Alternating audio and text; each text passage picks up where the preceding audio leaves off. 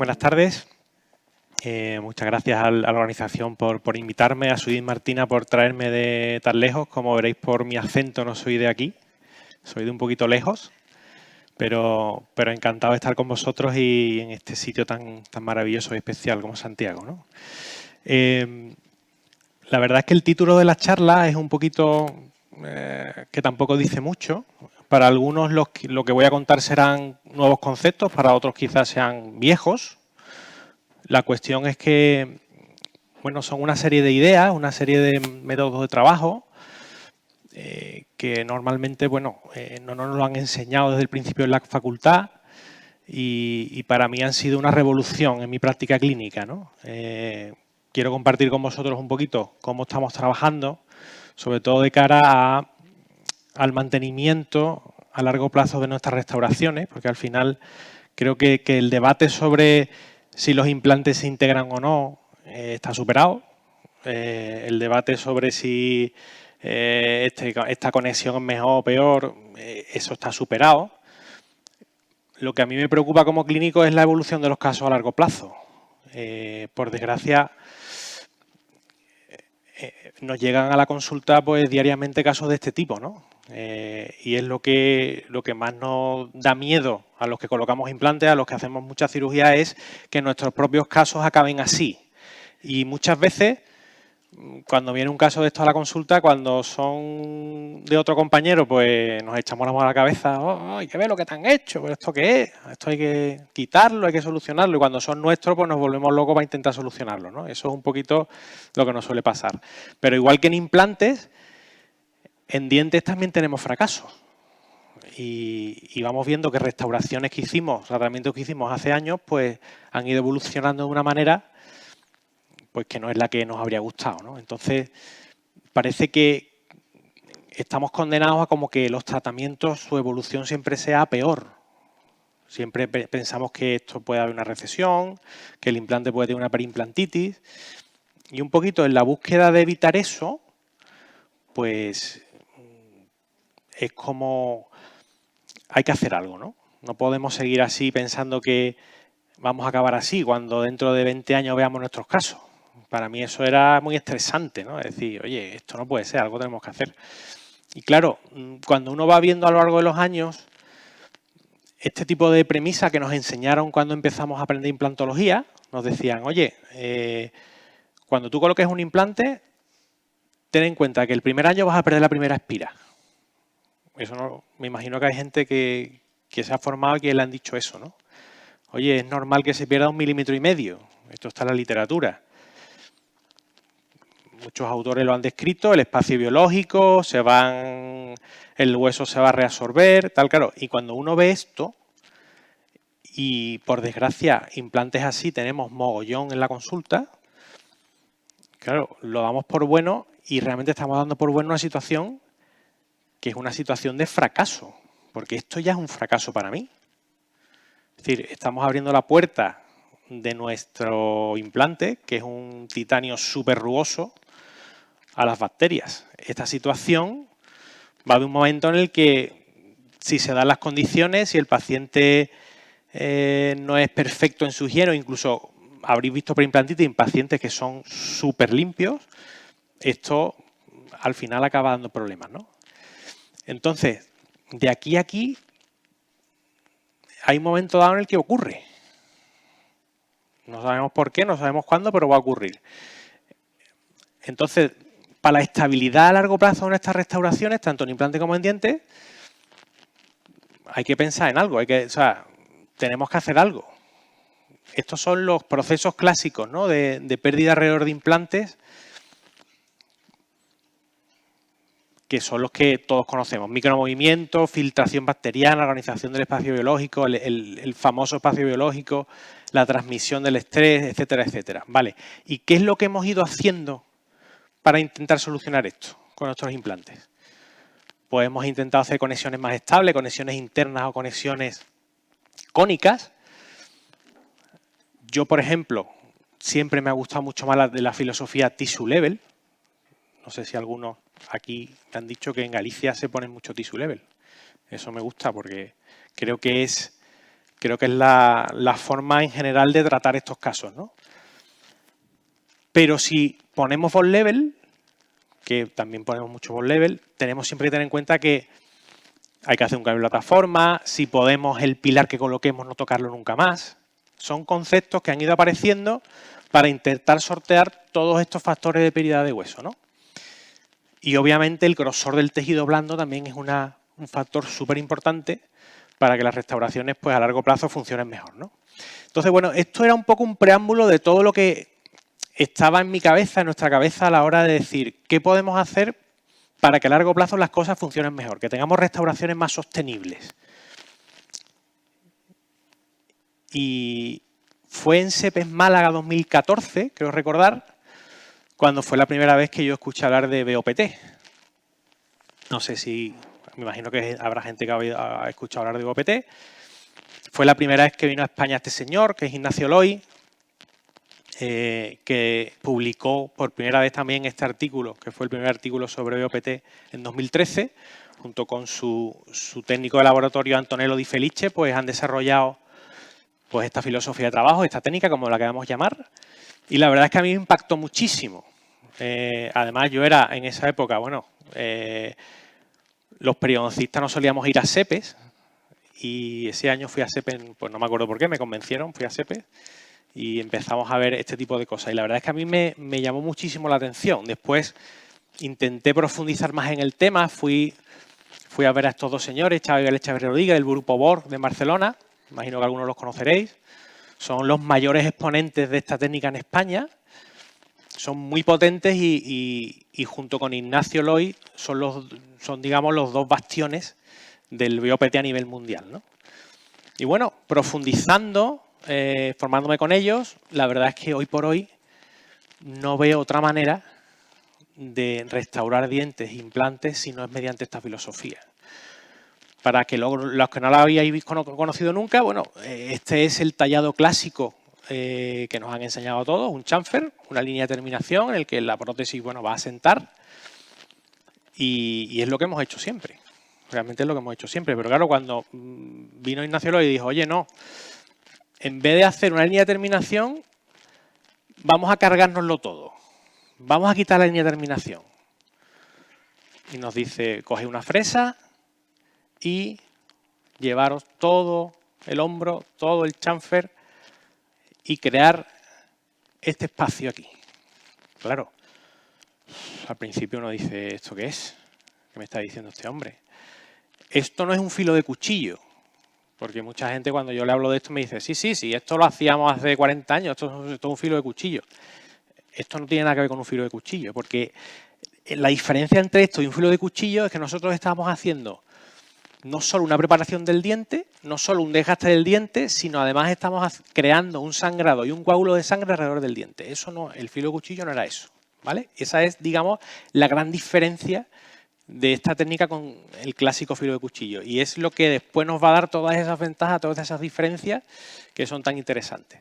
Entonces, claro, cuando nosotros hacemos esto, esta foto, la verdad es que me gusta mucho, se rellena todo ese espacio que le hemos quitado al diente con un coágulo de sangre. Y este coágulo de sangre básicamente lo tenemos que estabilizar para que no se pierda con un provisional, ¿vale? Nosotros diseñamos un provisional que tiene unas características que para profundizar en este tema tenemos que estar aquí 3 días aprendiendo la técnica, pero hoy quiero daros una imagen inicial para que si os pica la curiosidad profundicéis más.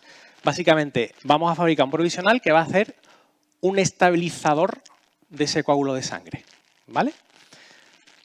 Dejamos ese provisional unas 4 o 6 semanas, dependiendo del caso, y cuando levantamos este provisional, lo que nos encontramos es esto. Se ha transformado ese coágulo de sangre en conectivo. Y claro, cuando yo veo estas cosas y pienso en lo que hacíamos antes, pues la verdad es que estoy bastante más contento con esto, porque es imposible que este diente tenga una recesión. Es imposible. Primero porque hemos engrosado todo el tejido alrededor y segundo porque como el diente tiene una forma divergente hacia coronal, las fibras de conectivo van a tender siempre a ir a la zona más estrecha. Vamos a imaginarlo como el conectivo, como una especie de un montón de fibras que van dando vueltas alrededor del diente y van ejerciendo una presión sobre el diente, ¿vale? Si la parte más estrecha está en coronal, esa tensión de los tejidos siempre va a tener una tendencia hacia coronal. ¿Qué pasa? Que los dientes por su propia anatomía son divergentes. Todos los dientes son divergentes. Todos son de más estrecha la raíz hacia más ancha la corona. Y por eso los dientes tienen recesión. Si los dientes fueran divergentes no tendrían recesión. De hecho, fijaros, por ejemplo, los dientes conoides, imaginaros un diente conoide. ¿Qué aspecto tiene la encía alrededor de un diente conoide? Son una encía engrosada, una encía gorda.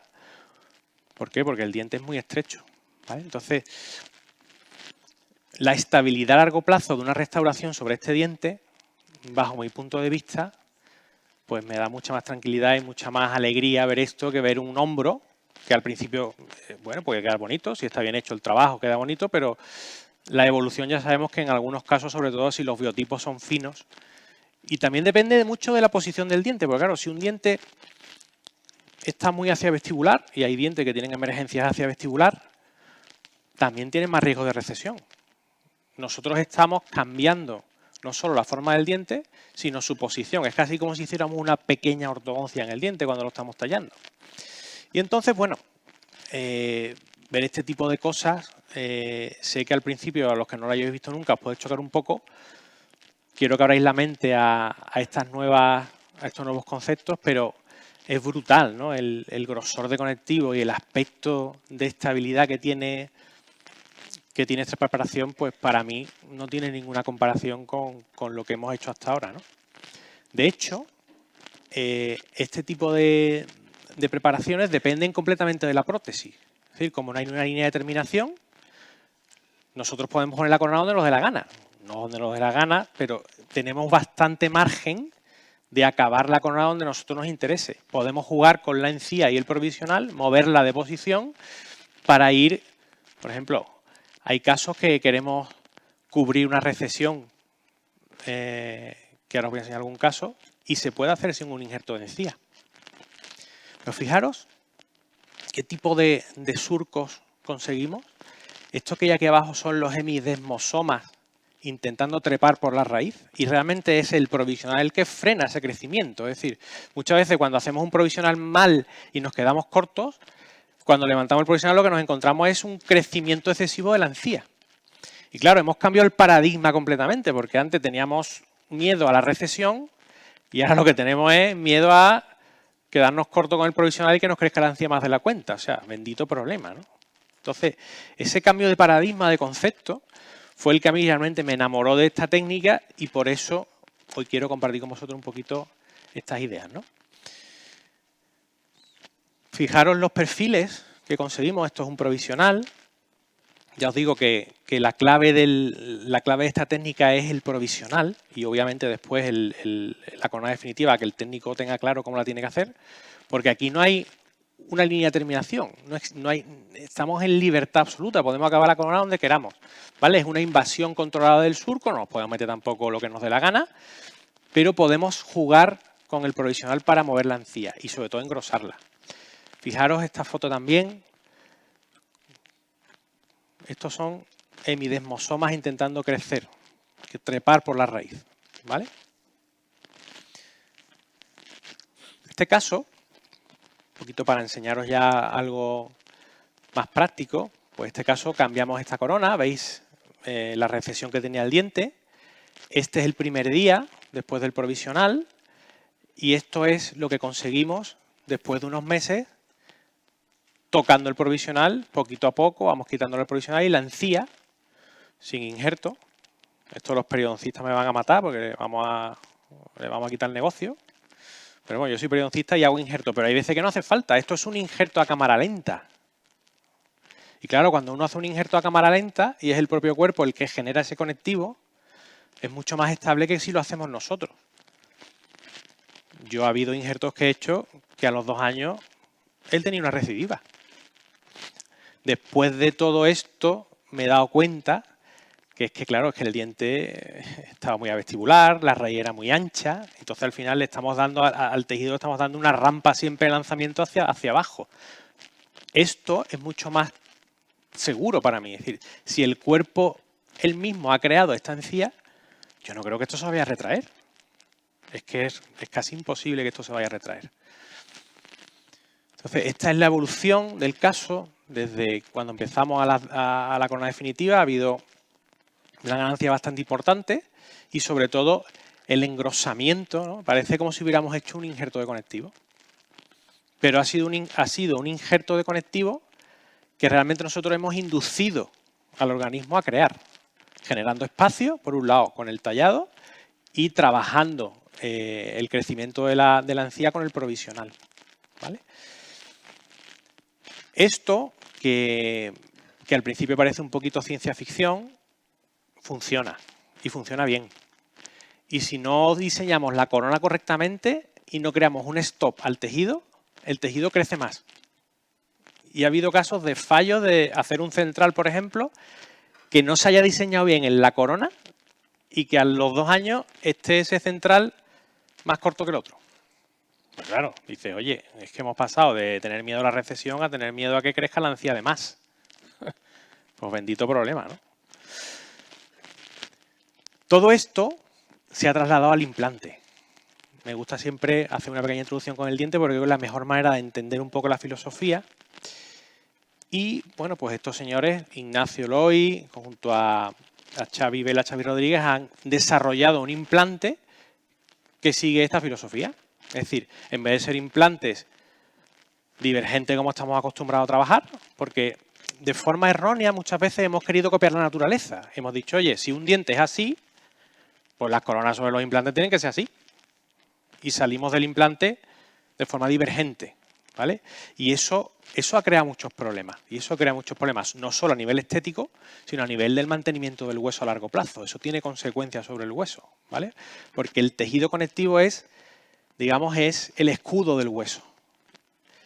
Y el mantenimiento del hueso depende, yo diría que casi en un 80% del tejido conectivo que tiene alrededor. Si tenemos un tejido conectivo grueso y potente, es muy difícil que las bacterias lleguen al diente o al implante, obviamente. Han diseñado un implante, como decía antes, tissue level, ¿vale? Es un implante que está preparado para que esta parte que es la conexión, toda esta zona doradita, ¿vale? Puede estar en contacto con el hueso o con la encía, que es la gran revolución de este implante. Porque claro, hasta ahora los tissue level, donde acababa el titanio, ahí lo enterrábamos en el hueso y el resto pues es para el tejido blando, para la encía. ¿Qué pasa? Hay distintos grosores de encía. Según la zona de la boca, no es lo mismo poner un sector posterior, que ya sabéis que la encía suele ser un sector posterior mandibular, donde la encía es muy finita muchas veces, que poner, yo qué sé, un canino superior o un premolar superior. Los grosores de tejido no tienen nada que ver.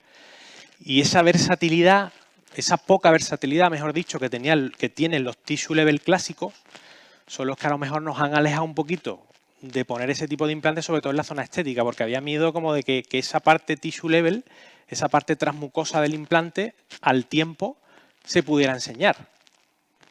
Entonces, pues muchísimos profesionales han puesto mucho tissue level a nivel posterior, pero en la zona estética les daba un poquito más de reparo. Se han usado más ball level, enterrándolos mucho para buscar estética, los perfiles de emergencia, en fin, todo eso que ya me imagino que todos conocemos.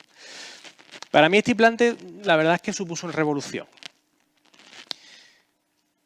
La revolución realmente no solo es el diseño, que va un poquito en consonancia y en coherencia con la filosofía BOPT, sino que tenemos dos tipos de superficie. Y esta superficie de esa parte transmucosa del implante es una superficie que, como os decía antes, está preparada para estar en contacto con hueso y con encía. Lo que nos permite tener una gran versatilidad de enterramiento, que esa es otra de las cosas que para mí es fundamental en implantes. Porque claro, es muy raro que nos encontremos una cresta perfectamente regular. O sea, y sobre todo en implantes inmediatos, los que hagáis implantes inmediatos, sabréis que cuando uno quita un diente, pues por vestibular tiene una altura, por lingual tiene otra, en interproximal siempre está más alto. Y claro, ¿dónde enterramos los implantes? Esa es la gran pregunta, porque el enterramiento del implante es lo que después nos condiciona todo.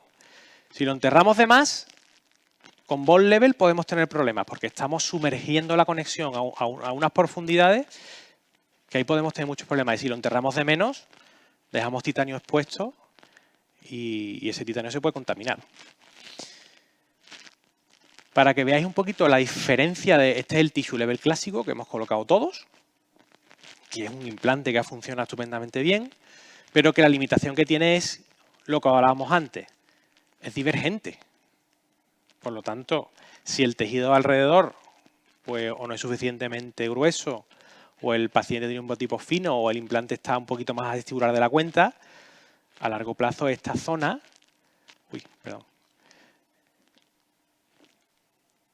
Esta zona, que va a estar simplemente cubierta por tejido blando, se puede exponer.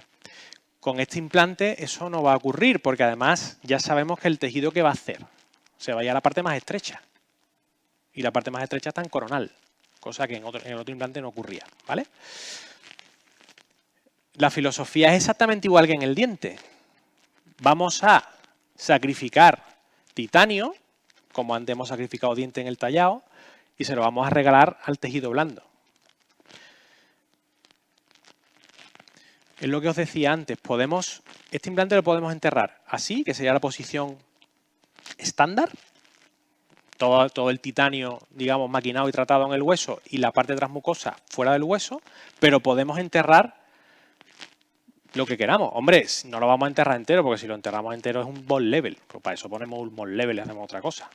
No tiene sentido enterrarlo entero, pero sí tenemos cierta versatilidad y eso es una gran ventaja que no tiene ningún tissue level del mundo, ¿vale?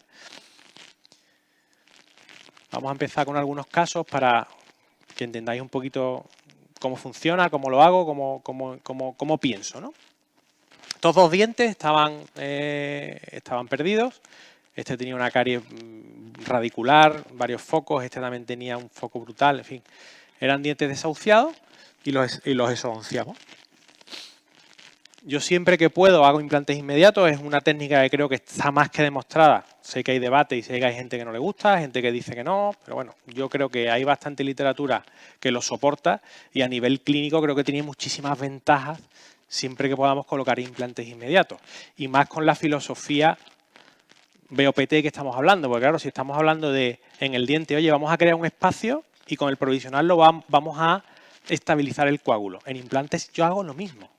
Es exactamente igual. Si nosotros conseguimos estabilizar el coágulo después de la extracción con un provisional, los resultados van a ser infinitamente mejores que si dejamos cicatrizar el alveolo. Y eso es indiscutible. Si dejamos cicatrizar el alveolo, empieza la reabsorción y es un proceso inevitable. Incluso poniendo los implantes también es inevitable ese proceso, pero si nosotros aplicamos esta filosofía ya vais a ver que es mucho más sencillo imitar la estética y la función original del diente, que al final es lo que queremos, que si no hacemos esto, ¿vale? Entonces aquí, bueno, pues puse los implantes, estos son los dos pramas, se da por hecho también que, bueno, los implantes hay que colocarlos donde hay que colocarlos. Tampoco, si están mal colocados, no vale Prasma, ni vale Tissue Level, ni vale... O sea, los implantes hay que colocarlos bien. Una vez que están bien colocados, ya hablamos de otras cosas. Esta es la visión vestibular. Y quiero que os fijéis muy bien porque luego para ir comparando en las siguientes fotos, ¿vale? Sobre todo el nivel que tiene la encía en el momento de la extracción y de los implantes, ¿vale?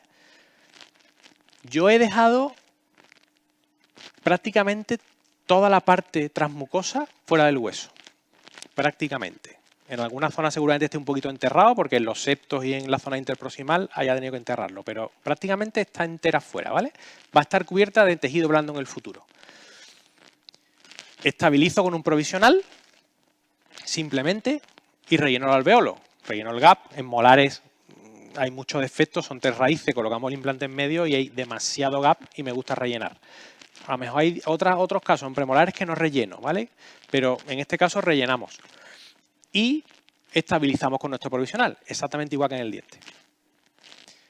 Este es un poquito el aspecto radiográfico. Ahí veis el relleno en los alveolos del día que colocamos. Y esto es el día de los puntos. ¿Vale? El día de la sutura. A los 10-15 días, el día de la sutura. Yo ya, bueno, como ya me he visto este caso 100 veces, pues lo veo. Yo ya veo una cierta migración coronal de los tejidos. No sé si vosotros también. Ahora voy a poner una comparativa, ¿vale? Pero ya en la cicatrización inicial ya veo que los tejidos están tendiendo a un desplazamiento coronal. cosa que es contraria a lo que siempre hemos creído de, oye, haces la extracción, se te va a ir todo, se va a perder todo, las papilas se van a ir, desastre. Y es verdad que es un desastre si no hacemos nada, pero con esto pues, ya me empezaba a gustar, ¿no? Y fijaros cómo quedan esas partes transmucosas después de la cicatrización. Esto es a los 3 meses, ¿vale? Este es el día del día que iba a tomar impresiones. Lo que pasa es que, bueno, aquí empecé a jugar un poquito con el provisional y ahora os enseñaré un poquito lo que hacemos, ¿vale? Pero fijaros cómo ha habido una migración coronal del tejido. Y ahí no lleva ni injerto de encía ni nada. Simplemente extracción provisional, ¿vale? Y fijaros el aspecto del tejido. No solo es un aspecto de salud, o sea, normalmente yo cuando he puesto, antes de descubrir este implante y ponía implantes, yo siempre veía un aspecto mucho más enrojecido de la mucosa, más irritado, por decirlo de alguna manera, y simplemente es porque el surco que creábamos era un surco muy profundo, por el tipo de diseño de coronas que hacemos. Enterramos el implante, la corona sale divergente hacia arriba y al final creamos un sulcus muy largo, y eso crea inflamación. Esto prácticamente lo que tendremos que pensar es como si hiciéramos un puente sobre dientes y los pónticos de ese puente los pinchamos. Es como si fuera un póntico pinchado, ¿no? Ahora lo vais a ver un poquito más claro. Con este diseño, pues, es que los tejidos van a migrar hacia la zona más estrecha. Pero es que es física pura y dura. Es que esto no es magia, es así, ¿vale? Con los diseños divergentes, la tendencia va a ser a la recesión. Que no digo que pase en todos los casos, porque hay casos de biotipos muy gruesos que no pasa nada. Pero en general las fibras van a ir siempre a las zonas más estrechas, ¿vale? Ya con el provisional empecé a currármelo un poquito, empezamos a abrir papilas, lo maquillamos, en fin, pijadillas, para intentar, bueno, mejorar un poquito la restauración definitiva, ¿vale? Vamos mejorando un poquito y esta es ya la situación que tenemos cuando vamos a tomar las impresiones, ¿vale? Hemos conseguido una pseudopapila entre los implantes, porque eso nunca va a ser una papila porque no hay hueso, pero es una pseudopapila bastante razonable, que ya sabéis que es lo más difícil que conseguir en implantes es papilas entre los implantes, o pseudopapilas, creo que está mejor dicho pseudopapilas. El tejido interproximal con este diente, fijaros lo conservadísimo que está, y es porque realmente el hueso debe estar por aquí arriba, ¿vale? Pero es que nos estamos conectando muy lejos del hueso, que esa es otra clave que siempre me ha machacado mucho, ¿no? Es decir, siempre tengo una obsesión con que las conexiones se hagan alejadas del hueso. Porque además, aunque no nos demos cuenta, cuando conectamos y desconectamos del implante, para tomar impresiones, para hacer pruebas, eso tiene unas consecuencias, sobre todo si es un implante bond level. Es decir, cuando nosotros desenroscamos un pilar de cicatrización, a que siempre sangra un poquito, siempre hay ahí como, ahí ha pasado algo. Y es porque realmente estamos rompiendo fibras colágenas que se están no adheriendo porque no hay una adhesión real al pilar, pero sí estamos creando una microherida al quitar el pilar, ¿vale? El tejido está estabilizado en el pilar de cicatrización y cuando lo desenroscamos, incluso muchas veces notamos cierta resistencia al, digamos, desenrosque, no solo por el tornillo, sino porque el tejido alrededor está adaptado a ese tejido. Entonces, ese microtraumatismo que creamos tiene unas consecuencias en el hueso. Ya sé que parece un poco pijada, un poco friki, pero es verdad. Y ya nos cuento cuando empezamos a meter cosas del laboratorio que si lo miramos a un microscopio, una prueba de metal, te tira al suelo. O sea, eso es asqueroso. Por muy limpio que sean los protésicos, por mucha vaporeta que le den, eso tiene restos de virutillas, del fresado, de pulirlo, de las gomas, bacterias, por supuesto, y estamos metiendo eso contra la cabeza del implante. Hay que tener mucho cuidado y yo soy un fanático de o hago un tissue level de este tipo en el que la conexión está muy alejada del hueso o si voy a hacer un bond level pongo un pilar que nunca toco. que después os enseñaré algunos casos de eso, ¿vale?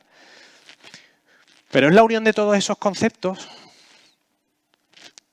el concepto de issue level, de alejarnos del hueso, las conexiones y desconexiones no hacerlas cerca del hueso y el cambio de forma que le hemos dado al implante a esa transición de divergente a convergente, los que hacen, bajo mi punto de vista, que la estabilidad de estos implantes a largo plazo sea muy superior que a un implante convencional ball level, con una conexión externa y con una corona así, que algunos funcionarán bien, no digo que no, pero es como la foto que os enseñé al principio. O sea, le estamos abriendo la puerta a las bacterias.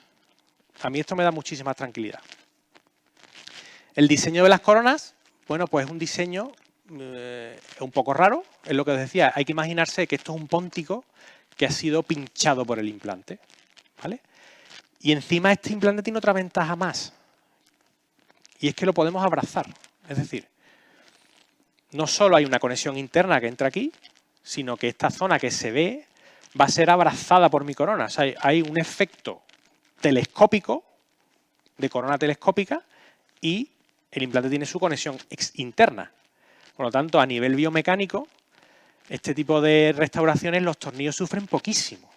Es decir, esto cuando tú le quitas los tornillos, hay que coger un levantapuente y darle 3 golpecitos, porque es que ha habido una fricción contra la parte dorada del implante más la conexión interna. Y esa estabilidad también biomecánica es muy interesante para el hueso, ¿vale? Llevamos 5 o 6 años poniendo estos implantes y yo aún no he tenido un tornillo roto. De verdad os lo digo. Si lo hubiera tenido os lo diría, pero claro, es que tiene sentido. Tiene sentido porque es que estás haciendo una doble conexión, ¿no? Fijaros cómo la corona tiene su parte de conexión interna y luego encima las coronas abrazan el implante. Esto hasta ahora para mí era como imposible, ¿no? Este es el aspecto a los 3 años. Bueno, es un aspecto pues muy razonable, ¿no? De una estabilidad y de que cuando uno ve estas cosas pues te da mucha tranquilidad. Después el tema de la corona y tal, bueno, el protésico será mejor o peor, nos gustará más o menos, pero quiero que os centréis en el tejido, ¿vale? El aspecto de los tejidos. Y este es el aspecto radiográfico que os comentaba antes, ¿no? Es decir, el nivel de hueso realmente va por aquí, pero la conexión se ha hecho a este nivel, yo diría que a kilómetros del hueso. Realmente son pocos milímetros, pero a nivel biológico le hemos regalado al tejido blando toda esta zona. Con una corona convencional vendríamos, digamos, la conexión del implante sería esta y vendríamos por aquí y estaríamos, digamos, robándole al organismo una buena parte de su coraza, ¿no? Otra cosa que me gusta mucho de este implante es lo que os comentaba antes, que es la versatilidad de enterramiento. Especialmente en la arcada inferior y en premolares. Hay muchas veces, este es un premolar que tuvimos que extraer. Fijaros que la cortical vestibular está muchísimo más baja que la lingual. Y es bastante típico. Claro, cuando uno tiene estos casos, antiguamente, yo cuando tenía estos casos decía, uff, ¿aquí qué hago? Aquí regenero el hueso por vestibular y pongo el implante en un segundo paso, o me entierro en vestibular sobreenterrándome por lingual una barbaridad que tampoco me gustaba. Y este implante me ha resuelto un poquito estos casos, porque además estos implantes, esta parte dorada, hace poco que ya han sacado distintas alturas, ¿vale? El primero que os puse era el estándar, que tiene 2,8. Y ahora tenemos una versión short, una versión cortita y una versión más larga, lo cual encima nos ha dado todavía más herramientas para trabajar este tipo de casos. Y este dibujito un poquito, lo que veis, ¿no? La cortical lingual sería esta y la cortical vestibular sería esta. Esto es muy típico y en la mandíbula es tipiquísimo. Incluso cuando ponemos ya implantes en crestas cicatrizadas, en la zona de los molares siempre se genera esa reabsorción. Es como una especie de cuestecita en el hueso que hay que tomar una decisión de enterramiento. Es que, claro, con un ball level nos tenemos que enterrar en la parte más desfavorable de la cresta. Hay que enterrarse aquí abajo. ¿Y dónde deja eso la parte lingual? nos la deja a kilómetros de la cabeza del implante y eso, saliendo directamente del implante, lo que va a producir inexorablemente es a la pérdida de esa parte del hueso. Es que al final esto se va a perder. Es impepinable. Y la parte interproximal, que aquí no la puedo poner porque sería muy difícil, es lo mismo.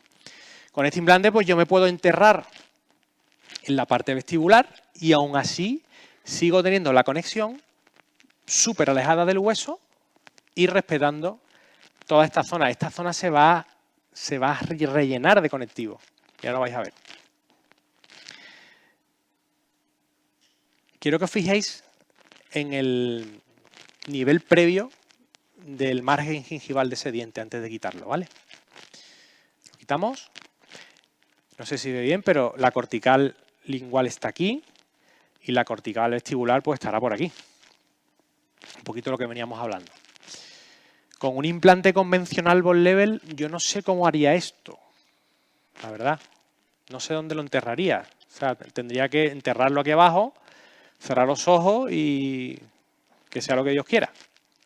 Con este implante pues me permite enterrar la parte de titanio en la zona vestibular.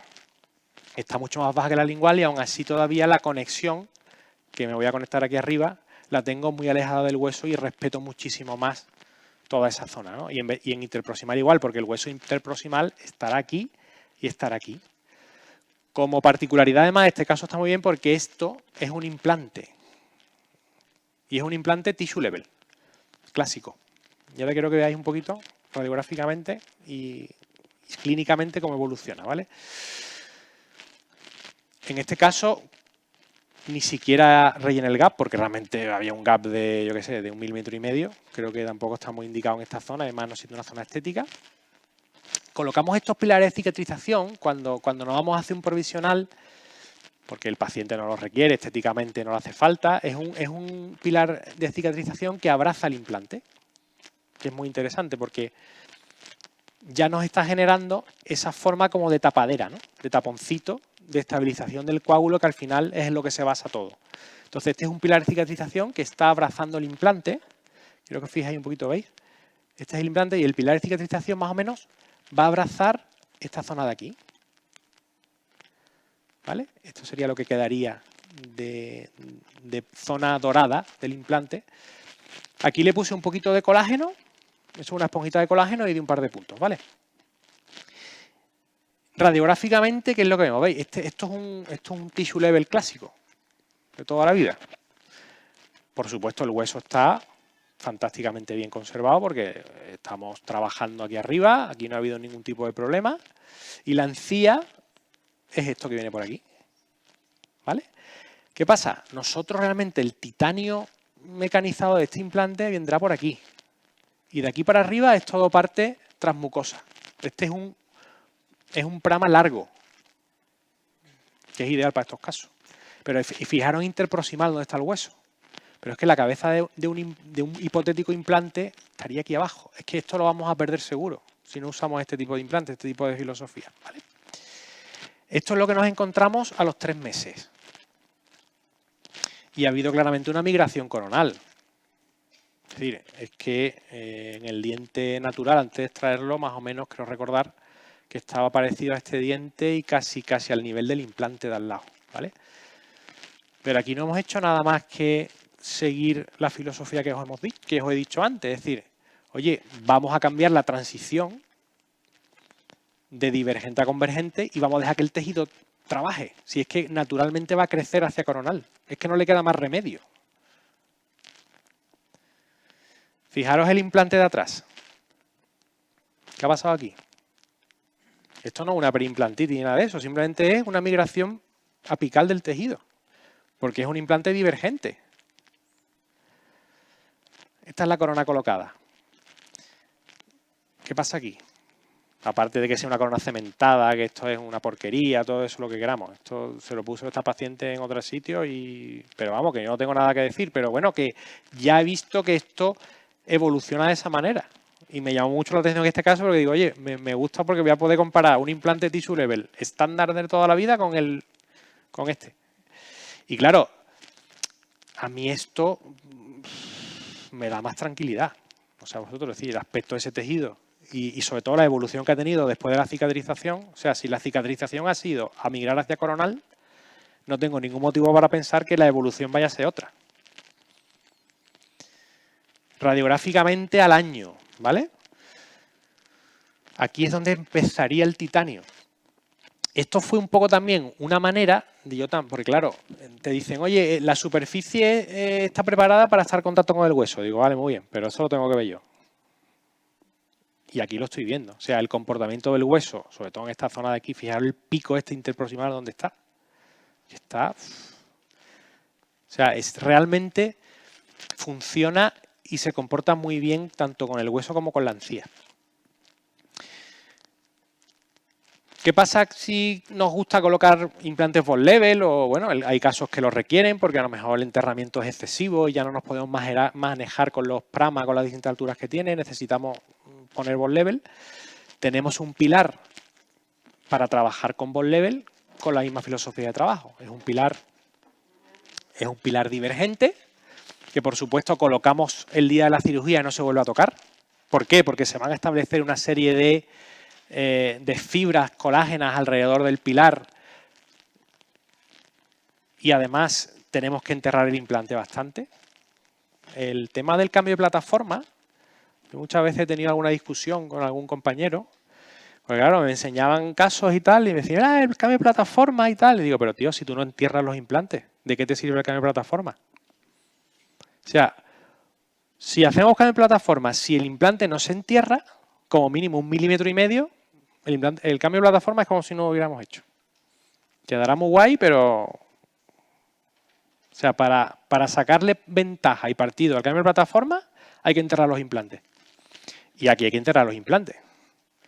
La filosofía es exactamente la misma. Vamos a trabajar aquí arriba, me voy a olvidar de la cabeza del implante y vamos a conservar todo este entramado que se ha formado y vamos a darle espacio al tejido conectivo.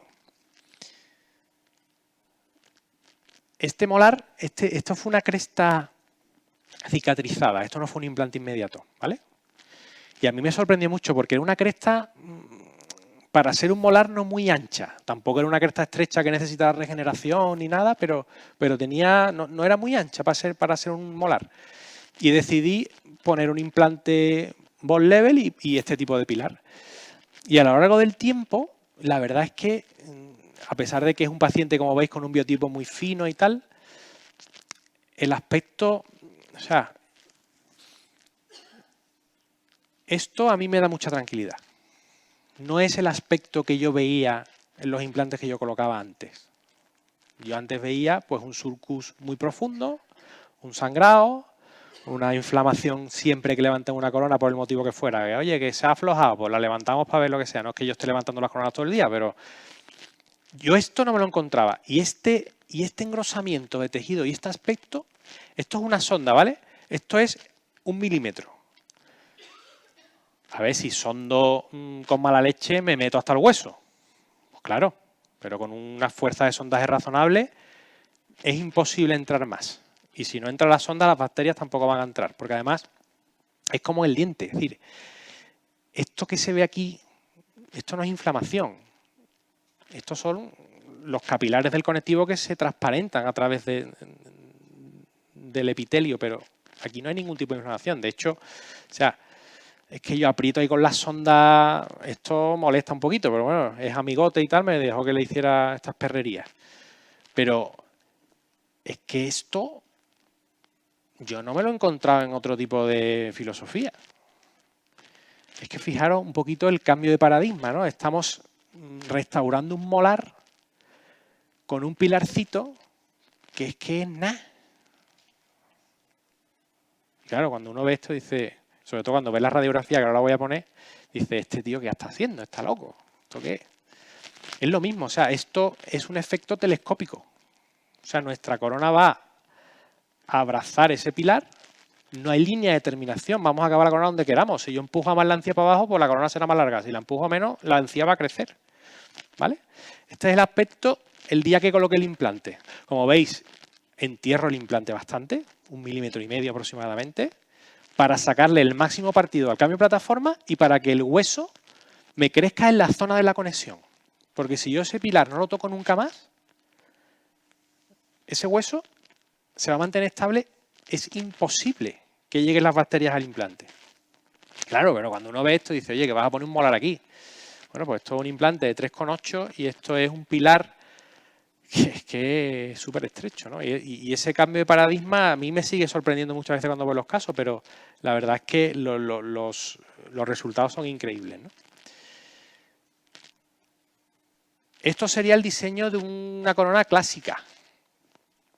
Salimos desde cabeza de implante y nos ensanchamos. Fijaros la cantidad de espacio que le hemos regalado al tejido.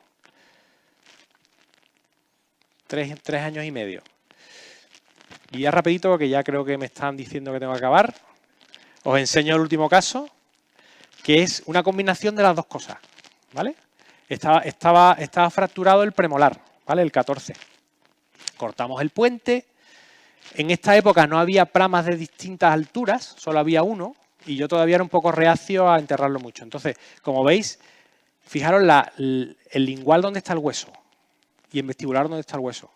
Eso pasa mucho en implantes inmediatos, porque las crestas no hay fracturas, hay infecciones, hay de todo. Entonces, aquí yo entierro muchísimo el implante y pongo el pilar, ¿vale? Regeneramos. Detrás puse un tissue level normal y corriente. Esta es la visión vestibular para que veáis un poquito cómo quedaba, igual que en el primer caso. Regenero, simplemente relleno el gap. Y este paciente pues era un poco agarraete y no quería hacerse un provisional. No, yo provisional no quiero, me da igual y mellado. Digo, vale, pero yo te voy a hacer algo porque yo necesito estabilizar ese coágulo de sangre, ese injerto, como hemos dicho.